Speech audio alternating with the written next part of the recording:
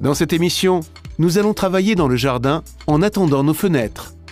Nous allons y placer un mur de soutènement pour rattraper la différence de hauteur avec le terrain de notre voisin. Nous travaillerons environ 48 heures avec l'entrepreneur. À 40 € de l'heure, nous épargnons ainsi 1 920 €. Nous devrons placer un mur de soutènement au niveau des voisins. Un mur de soutènement, pourquoi devons-nous le poser? En fait, c'est parce que la terre des voisins est plus élevée que la nôtre. Et en fonction du fait que ce sol n'aurait pas d'érosion sur notre sol et ne s'effriterait donc pas, nous devons en fait placer un mur ici. Ce mur bloque ce sol et de cette façon, il reste bien en place et nous avons une démarcation nette entre un voisin et l'autre voisin. Nous plaçons ce mur de soutènement à la limite avec le voisin. C'est pourquoi il est important de le faire en accord avec celui-ci. Vous pourrez ainsi directement placer le mur à la bonne place et avec l'accord des deux parties. Pour savoir où se trouve exactement la limite entre les deux parcelles, nous allons d'abord tendre une corde. Du côté de la rue, la limite est indiquée. Nous pouvons donc y mettre un premier poteau. Et à l'arrière également, la limite est indiquée avec un petit bloc de béton. Là aussi, nous pouvons planter un poteau dans le sol. En tirant maintenant une corde entre les deux points, nous savons où se trouve la ligne de limite.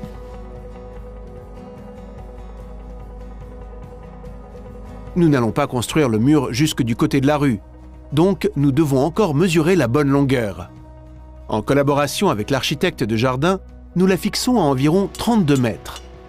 Car du côté de la rue, il n'y a plus de différence de niveau avec le voisin et un mur de soutènement n'est donc pas nécessaire. Pendant nos travaux, nous prenons déjà un rendez-vous avec l'architecte de jardin. Nous partons du plan de notre terrain. Nous indiquons aussi ce que nous aimerions avoir dans notre jardin, comme par exemple une terrasse et une serre, et l'architecte va préparer une proposition. Avec les plans du géomètre, nous avons aussi pu déterminer où nous allions mettre le mur de soutènement. Maintenant que l'emplacement est exactement déterminé, nous pouvons commencer les fondations. Elles sont nécessaires pour que le mur soit stable et qu'il ne s'effondre pas au fil du temps. Le fournisseur du mur de soutènement nous donne les indications nécessaires que nous essayons de suivre le mieux possible.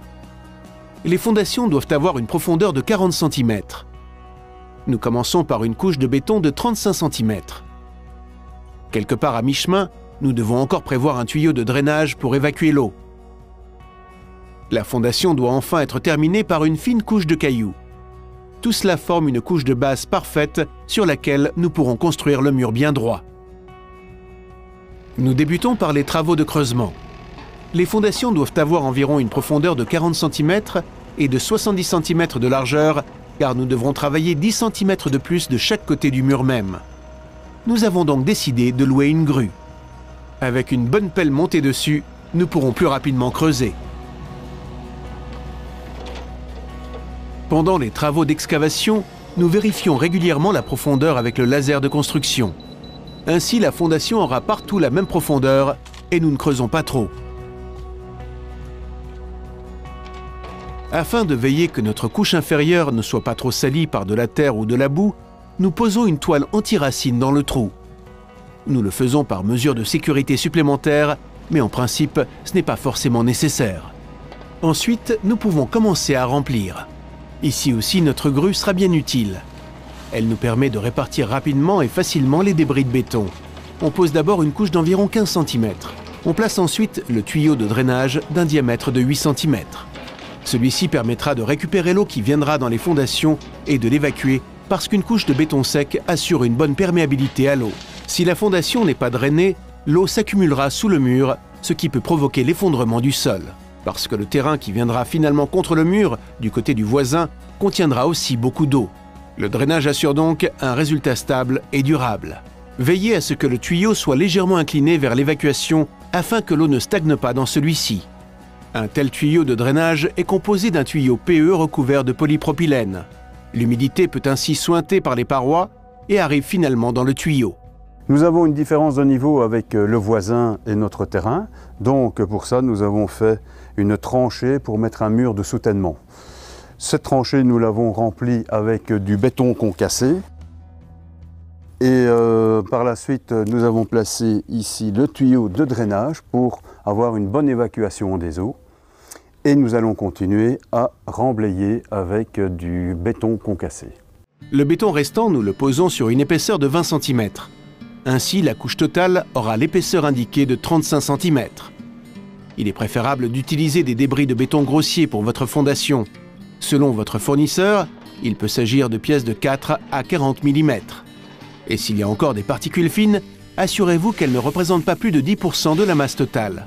De cette façon, vous êtes sûr qu'il y aura suffisamment de perméabilité à l'eau dans votre fondation.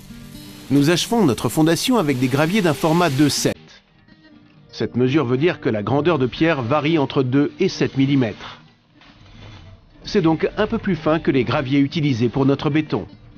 Avec cette dernière couche perméable, nous pouvons égaliser le sol. Ainsi, nous avons une base bien nette sur laquelle nous pouvons construire notre mur de soutènement. Cette couche ne doit avoir une épaisseur que de quelques centimètres. Vous aurez ainsi assez de jeu pour niveler la fondation.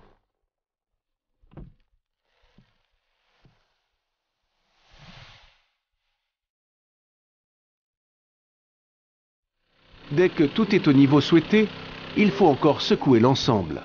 En faisant cela, vous fixez tous les petits cailloux qui se trouvent en dessous, ce qui évitera plus tard les affaissements.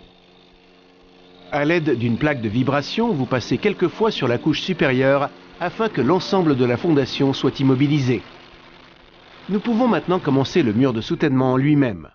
Sur le plan qui est livré avec le mur, nous voyons immédiatement le résultat.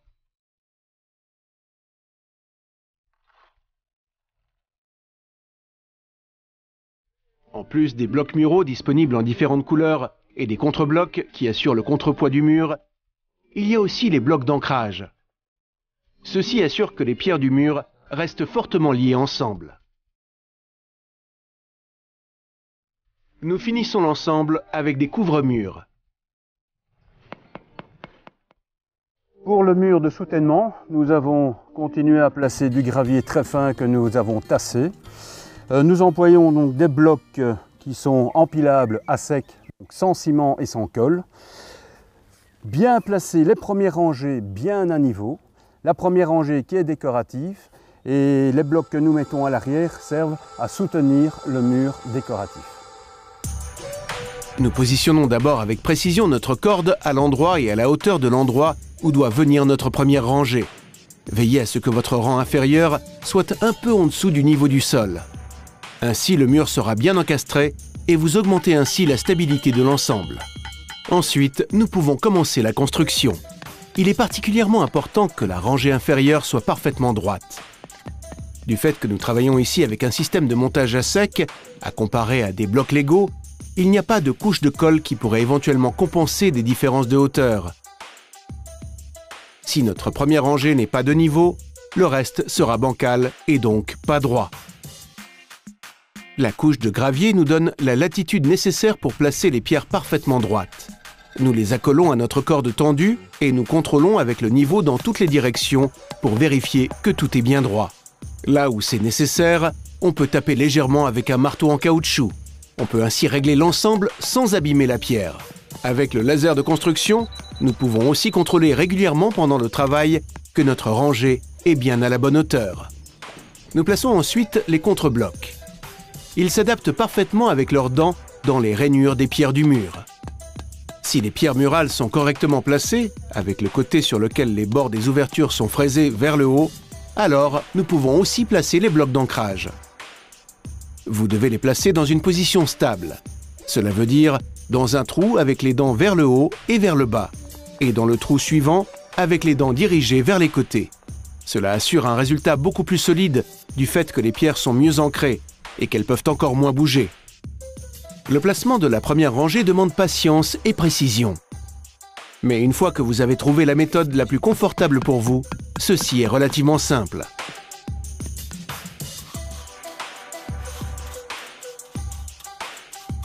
Vous pouvez choisir de niveler la sous-couche à l'aide d'un épandeur de colle ou de plâtre. Un niveau peut aussi être utilisé comme latte d'égalisation. Si vous êtes plusieurs personnes à travailler ensemble, vous pouvez facilement vous compléter les uns les autres. L'un pose les pierres, tandis qu'un autre place les blocs d'ancrage ou les contre-blocs. Au bout du mur, on utilise un bloc de coin. Il a aussi une finition sur le côté, si bien que ceci assure un beau résultat. Pour masquer le dernier contre-bloc, nous allons encore faire un retour avec une pierre du mur. Mais pour cela, nous devons la couper au milieu.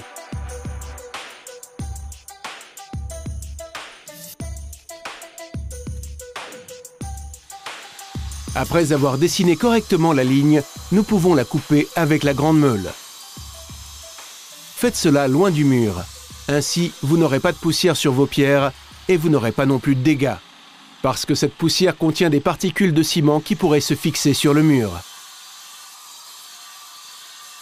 Dès que la pierre est coupée en deux, on peut la positionner à l'aide du niveau et du marteau en caoutchouc, afin que le coin soit parfaitement adapté au reste du mur.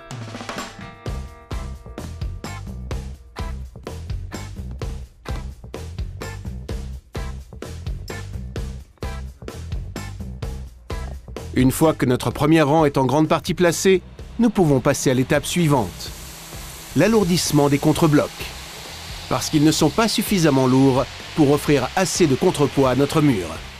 Il y a là en effet une force sérieuse, du fait du terrain plus haut de notre voisin. Pour cela, nous allons remplir nos contre-blocs avec des gravillons. Nous utilisons ici de nouveau des débris de béton recyclé, avec un grain de 80. Du fait qu'il ne contient pas de sable, le mur est aussi perméable à l'eau. Ainsi, l'eau du sol pourra être évacuée et elle n'exercera pas de pression sur le mur, ce qui est bon pour la durabilité du mur de soutènement. Pour amener le béton, nous utilisons une chargeuse compacte. Elle va nous faciliter le travail. Avec un peu d'explication sur son utilisation, elle est en principe facile à utiliser.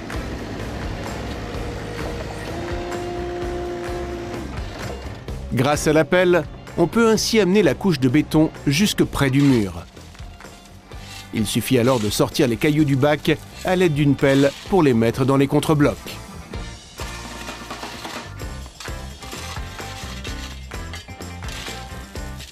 Il va de soi que plus vous serez nombreux à travailler au mur, et plus vite il sera fini. Car en se complétant les uns les autres, vous pouvez construire de manière continue et ininterrompue. Mais avant de pouvoir placer la couche suivante, nous devons d'abord tout bien brosser.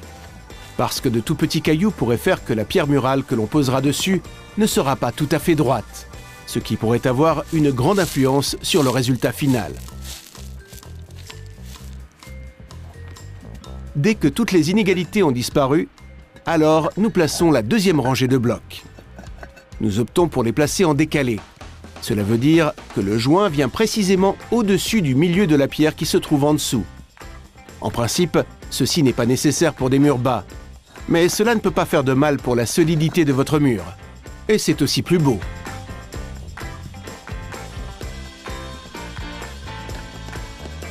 Ensuite, nous plaçons la rangée suivante de contre-blocs. Ils n'ont pas de dessus ou de dessous, contrairement aux blocs du mur.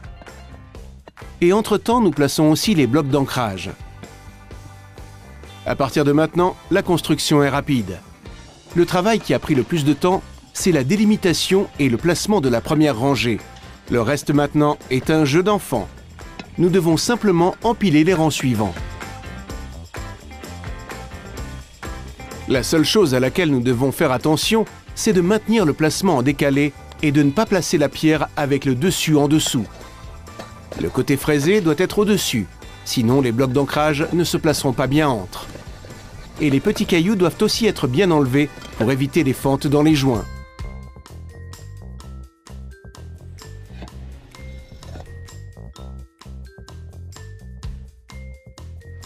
À partir de maintenant, nous pouvons aussi remplir les contre-blocs des différentes couches de béton. Nous adaptons la hauteur de notre mur au niveau du sol du voisin.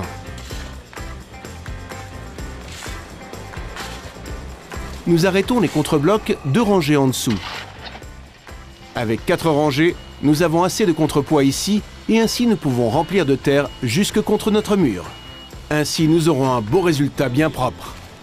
Nous optons pour une finition soignée. Donc, en accord avec le voisin, nous remplissons l'espace entre le mur et le terrain de terreau jusqu'au niveau du mur. Car il vaut mieux avoir un bon voisin qu'un ami lointain. Nous plaçons une bâche anti-racine pour que le mur reste toujours bien drainé et ensuite nous complétons avec la terre pour égaliser le niveau du... Dans la fondation, nous avions déjà prévu une toile anti-racine. Et sur le dessus de nos contre-blocs, nous en plaçons aussi une bande. Nous éviterons ainsi que la terre ne s'insère au fil du temps dans notre couche de béton et mette ainsi le drainage du mur de soutènement en danger. Après avoir mis un peu de terre sur la toile pour qu'elle reste bien en place, nous pouvons maintenant avec l'excavatrice et la pelle compléter avec de la terre jusque contre notre mur de soutènement. Sur nos blocs du dessus, nous ne pouvons pas placer de blocs d'ancrage, du fait que des couvre-murs doivent encore être mis en guise de finition du mur. En principe, vous pouvez simplement les coller, mais nous voulons aussi installer une clôture après coup. Comme nous devrons fixer une partie de notre clôture sur le mur avec des poteaux munis d'une plaque d'appui, nous avons besoin d'une surface suffisamment solide pour pouvoir forer. Pour cette raison, nous décidons de remplir les trous avec du béton, car nous pourrons ensuite y faire des fixations solides. Nous utilisons du béton à prise rapide qui nous donne un bon résultat, et qui, du fait qu'il sèche rapidement, fait qu'il y a moins de chances que nous ayons des taches grises sur notre mur. Nous réalisons un moule avec un reste de feuilles d'EPC afin de ne pas salir nos pierres et notre mur. En principe, il suffit de d'abord mettre un mélange de béton dans le trou et de remplir ensuite avec de l'eau. Si vous souhaitez travailler plus rapidement, vous pouvez mélanger votre béton avant. Tenez bien compte qu'il durcit très rapidement. Il faut donc travailler rapidement. Plus il fait chaud, et moins de temps vous aurez. Il faudra ensuite aussi directement nettoyer votre matériel afin que le béton ne reste pas collé. Ne le faites pas non plus trop liquide, afin qu'il n'y ait pas d'humidité qui sointe dans le mur, ce qui pourrait occasionner un voile gris. Notre mur est déjà mouillé avec le temps pluvieux. Il n'est donc pas nécessaire de l'humidifier davantage pour une meilleure adhérence, parce que les pierres sont déjà mouillées.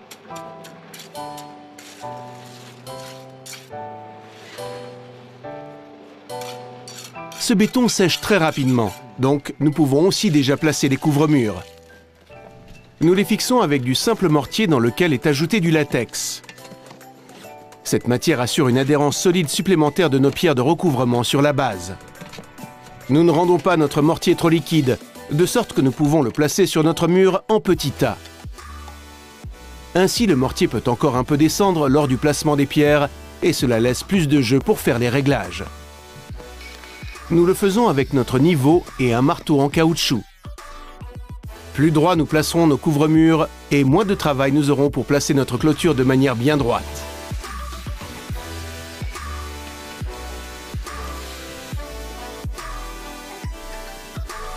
À l'avant, nous faisons bien coïncider les pierres de recouvrement sur le mur. Et nous lissons finalement le joint avec notre palette à lisser.